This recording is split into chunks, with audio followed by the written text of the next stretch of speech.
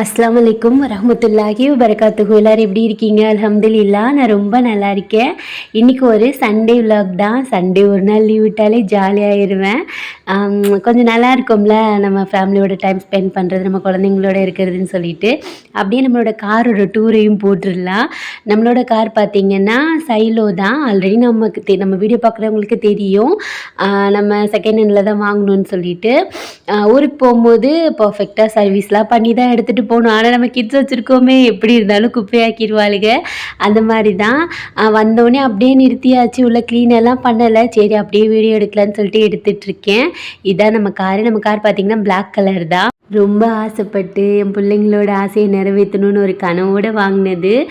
எப்பயுமே நமக்கு ஃபஸ்ட்டு வாங்கும்போது கொஞ்சம் ஸ்பெஷலாக தான் இருக்கும்ல, அந்த மாதிரி வாங்கினது தான் இந்த காரு. அதை எனக்கு ஓப்பன் பண்ண தெரியல. எப்பயுமே அப்படின்னாத்தான் தான் ஓப்பன் பண்ணுவாங்களா, அதனால எனக்கு ஒழுங்காக ஓப்பன் பண்ண தெரியல. எத்தனை தடவை கீ போட்டு ஓப்பன் பண்ணிகிட்ருக்கேன் பாருங்களேன். அப்புறம் அவங்க சொன்னாங்க, இப்படி ஓப்பன் பண்ணக்கூடாது ஆசை, இப்படி தான் ஓப்பன் பண்ணணும்னு சொல்லி கொடுத்துட்டு இருந்தாங்க. சரி நம்மளும் பழகிக்கிறலாம். எனக்கு ஃபஸ்ட் டைம் இந்த காரில் போகும்போது அவ்வளோ ஹாப்பினஸ், அவ்வளோ சந்தோஷம். என் பிள்ளைங்களுக்கு அவ்வளோ சந்தோஷம். இன்னுமுமே அஃப்ரீன் பேர் எழுதணும். அந்த மாதிரி குட்டி குட்டி வேலை இருக்குது. இப்போது தான் நாங்கள் இதெல்லாம் வாஷ் பண்ணுறது அது இதுன்னு சொல்லி 20,000 கிட்ட காருக்கு செலவாயிடுச்சு.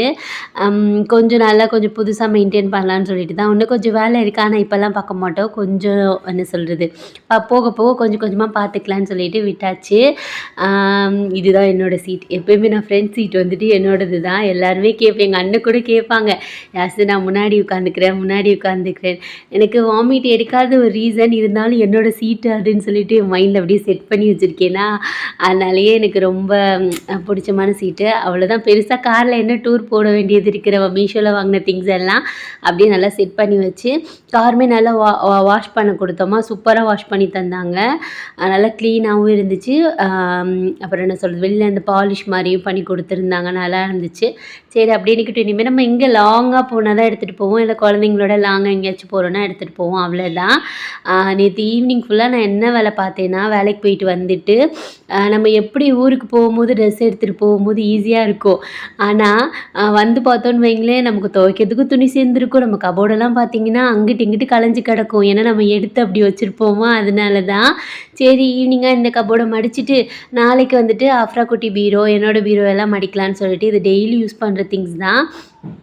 மோஸ்ட்லி என்னோடய யூனிஃபார்ம், அஃப்ரீன் யூனிஃபார்மு, கீழே புர்கா, நைட்டீஸு, அஃப்ரீன் அத்தாக்கு ரஃப்யூஸ் போடுற ட்ரெஸ்ஸு, அப்புறம் பெட்ஷீட்டு, அந்த மாதிரியெல்லாம் இந்த கபோர்டில் வச்சுருப்பேன்.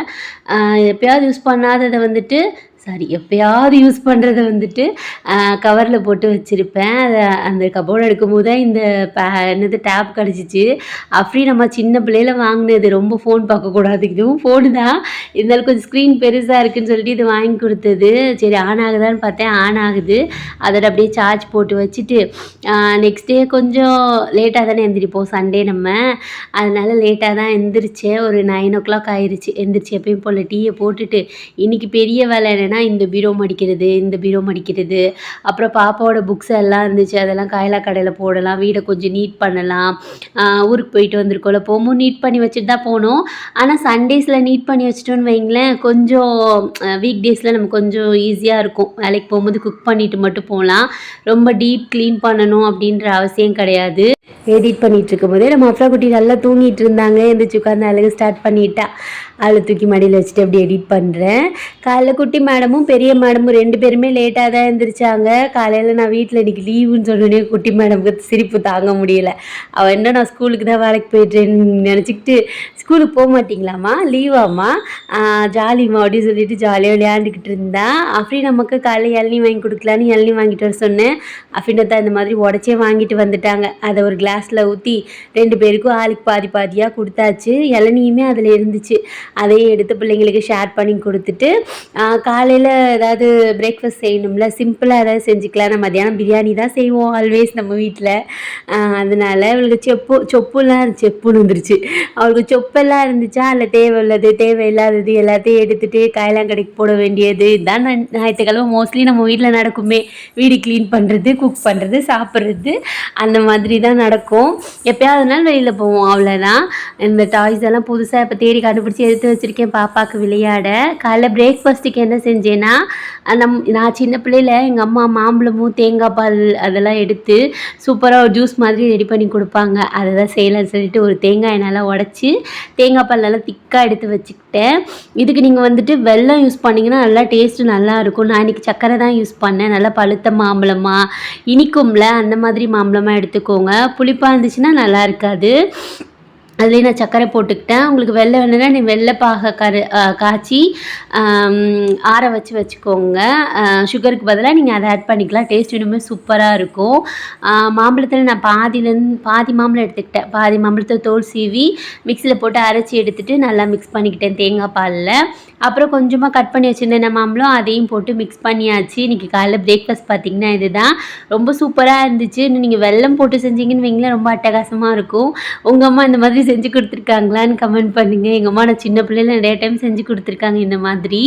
ஆனால் அதோட கரெக்டான ப்ரிப்ரேஷன் தெரியல எனக்கு தெரிஞ்ச ப்ரிப்ரேஷனில் நான் செஞ்சுக்கிட்டு இருந்தேன். ஆனால் டேஸ்ட் நல்லா தான் வந்துச்சு. ஃபஸ்ட்டு ஆஃப்ரின் அம்மாவுக்கு ஊற்றி கொடுத்துட்டு, அஃப்ரா குட்டிக்கு இதெல்லாம் பிடிக்காது, இந்த மில்க் ஷேக்கு அதெல்லாம் பிடிக்காது. அந்த ஜூஸ் ஐட்டம்லாம் குடிக்கிறா, ஆனால் இந்த மாதிரி நம்ம செஞ்சோம்னா குடிக்க மாட்டேங்கிறா. அதனால் அவளுக்கு கொடுக்கல. அஃப்ரீனத்தா நான் அஃப்ரின் அம்மா 3 பேருமே சாப்பிட்டு முடிச்சுட்டு நெக்ஸ்ட்டு கொஞ்சம் வேலை இருந்துச்சு. தேவையில்லாத அந்த சிரப்பெல்லாம் இருக்கும்ல, பாப்பாவோட சிரப்பு அதெல்லாம் எடுத்து போட்டுட்டு வீடை நீட் பண்ணிக்கிட்டு இருந்தேன். பெட் கவர் துவைக்கிறது அந்த மாதிரி. யார் பார்த்தா வேலைன்னு தெரியல, சோஃபாவில் 2 இடத்துல கிழிச்சு வச்சுருக்காளுங்க. எங்கள் அம்மா அப்போவே சொன்னாங்க, அந்த சோஃபா கவர் வாங்கி போடு, நம்ம பிள்ளைங்கள்லாம் ரொம்ப பிச்சிருவாங்கன்னு சொல்லி. அதே மாதிரி பிச்சு வச்சுட்டாளுங்க. இன்ஷால்லா அதுக்கு ஒரு கவர் வாங்கணும். எப்பயும் போல் பிரியாணி தான் நல்லா காரமாக செஞ்சாச்சு. கொஞ்சம் வேலை இருந்தனால எக்ஸ்ட்ரா தொட்டுக்க அப்படி எதுவும் செய்யலை. அப்படியே பிரியாணி மாதிரி செஞ்சுட்டு தயிர் ரைத்தா மட்டும்தான் செஞ்சேன். அது ரெண்டுமே நல்லா தான் இருந்துச்சு. கொஞ்சமாகவும் செஞ்சுக்கிட்டேன், நைட்டுக்கு ஏதாவது நாஷ்டா அந்த மாதிரி செஞ்சுக்கலான்னு. அப்புறமா இப்போ வந்துட்டு நான் கேட்கலான்னு நினச்சிட்டு இருந்தேன். என்னென்னா, நம்ம சப்போஸ் இப்போ வந்துட்டு வீடு கட்டுறோம்னா கான்ட்ராக்டில் கட்டலாமா, இல்லை வந்துட்டு இப்போ கொத்தனார் வச்சு கட்டுறாங்கல்ல அந்த மாதிரி கட்டலாமா, எது நமக்கு பெனிஃபிட்டுன்னு உங்களுக்கு யாருக்காவது தெரிஞ்சிச்சுன்னா கண்டிப்பாக கமெண்ட் பண்ணுங்கள். எங்கள் அம்மா ஊரில் வீடு கட்டினது பார்த்திங்கன்னா கான்ட்ராக்டில் தான் கட்டினாங்க. நம்ம கேஷ் மட்டும் கொடுத்துடலாம், ஏதாவது முக்கியமான வேலைனா மட்டும் கூப்பிட்டு விடுவாங்க, அந்த மாதிரி தான். கொத்தனார் எனக்கு தெரியல, அதை பற்றி எனக்கு தெரியல. ஆனால் செலவு எதில் கம்மியாக வரும், எங்கள் பெஸ்ட்டாக செய்வாங்க அப்படின்னு சொல்லிட்டு உங்களுக்கு தெரிஞ்சிச்சுன்னா எனக்கு கமெண்ட் பண்ணுங்கள். அப்புறம் பிள்ளைங்க 2 பேருக்கும் நல்லா ஹேர் வாஷ் பண்ணிவிட்டு 2 பேருக்கும் நல்லா ட்ரையர் போட்டு விட்டாச்சு. அஃபீன் நமக்கு இந்த ட்ரெஸ் மீஷோவில் எடுத்து போடவே இல்லை. இன்றைக்கி தான் கொஞ்சம் கொஞ்சம் லூஸாக இருந்துச்சா, அதனால் பிடிச்சிட்டு போட்டு விட்டாச்சு. அவங்க அக்காவுக்கு ஹேர் ட்ரையர் போடுறதுக்குள்ளே எனக்கு போடுங்கன்னு வந்து நின்றுக்குருவா அப்புறம் குட்டி. அப்படியே வீடை ஃபுல்லாக நீட் பண்ணி முடிச்சுட்டு, அந்த ஜன்னல் இருக்குல்ல அந்த கம்பிலெலாம் நல்லா ஒட்டடை இருந்துச்சு, அதை ஃபுல்லாக தொடச்சிட்டு கொஞ்சம் டீப்பாகவே க்ளீன் பண்ணிடுவேன். சண்டே மோஸ்ட்லி எப்போயுமே நம்ம டீப்பாக க்ளீன் பண்ணிடுவோம். நெக்ஸ்ட் வீக் இன்ஷால்லா பக்ரீத் வரும்ல, இன்னும் கொஞ்சம் ஈவினிங்காக வந்துட்டு இந்த பீரோ மடிக்கிற வேலை வச்சுருக்கேன். 2 பீரோ மடிக்கிறதுக்குள்ளே அவ்வளோதான். அதை ஃபுல்லாக வீடியோ எடுத்துகிட்டு போடலான்னு தான் நினச்சேன். அதுக்குள்ளேயே ஃபோன் வந்துட்டு ஸ்பேஸ் இல்லைன்னு சொல்லிடுச்சு. சரி, இருக்கிற ஸ்பேஸில் நம்ம எடிட் பண்ணி போட்டுடலான்னு தான். பெட் கவர் மட்டும் போடலை, இது எல்லா வேலையும் ஆல்மோஸ்ட் முடிச்சுட்டு சமையல் வேலையும் முடிச்சிட்டேங்க. அவ்வளோதான். அப்புறமா ஒன்று சொல்லணும், ஒரு 1 or 2 years பிஃபோர் வந்துட்டு நாங்கள் பெருசாக எதுவுமே யோசிக்க மாட்டோம். அவ்வளோதான், சம்பாதிக்கிறோமா அவ்வளோதான், அப்படி இப்படின்னு சொல்லிட்டு யோசிப்போம். இப்போ வந்துட்டு இது வாங்கணும், இது பண்ணணும் அப்படின்னு சொல்லிட்டு ஒரு ஏம் வச்சுட்டு ஒர்க் பண்ணும்போது கண்டிப்பாக அது வந்துட்டு நடக்குது. நம்ம மனசுலேயும் தோணுது, அல்லாஹ்கிட்டே கேட்குறோம், எப்படியோ ஒன்று ஆனால் நடந்துடுது. அப்போ நம்ம மனசு நினைக்கிறது தான் வந்துட்டு அல்லாஹ் வந்துட்டு நடத்துகிறான்னு தோணுது. அது எனக்கு தோணுது. நீங்களும் வந்துட்டு பாசிட்டிவாக திங்க் பண்ணுங்கள். இன்ஷா அல்லாஹ். நிறைய பேர் வந்துட்டு காரோட ரேட் கேட்குறீங்க, அதை பற்றி எல்லாம் கேட்குறீங்க. ரேட் வந்துட்டு நான் ஷேர் பண்ணலை, இது வரைக்கும் நான் ஷேர் பண்ணலை, வேணான்னு சொல்லிட்டு நான் ஷேர் பண்ணலை. இன்ஷா அல்லாஹ் நாங்கள் வீடு கட்டினோம்னா ப்ராப்பராக அதோடய ரேட்டெல்லாம் நான் ஷேர் பண்ணுறேன். அவ்வளோதாங்க, பெருசாக ஒன்றும் இல்லை. அப்படியே வீடெல்லாம் க்ளீன் பண்ணி முடிச்சுட்டு எப்பயும் போல் சாம்பிராணி பற்றி வச்சு குட் வைப்பாக இருக்கும்ல, அவ்வளோதாங்க. இந்த விலாக் உங்களுக்கு பிடிச்சிருந்துச்சுன்னா சொல்லுங்கள். நீங்களும் வந்துட்டு கண்டிப்பாக நம்ம லைஃப்பில் இதெல்லாம் கிடைக்குன்னு சொல்லிட்டு நம்புங்க, அல்லாஹ்கிட்ட கேளுங்க. இன்ஷால்லா கண்டிப்பாக அல்லாஹ் நாடுவான். என்னோடய லைஃப்பில் நடந்த வச்சு நான் சொல்கிறேன்.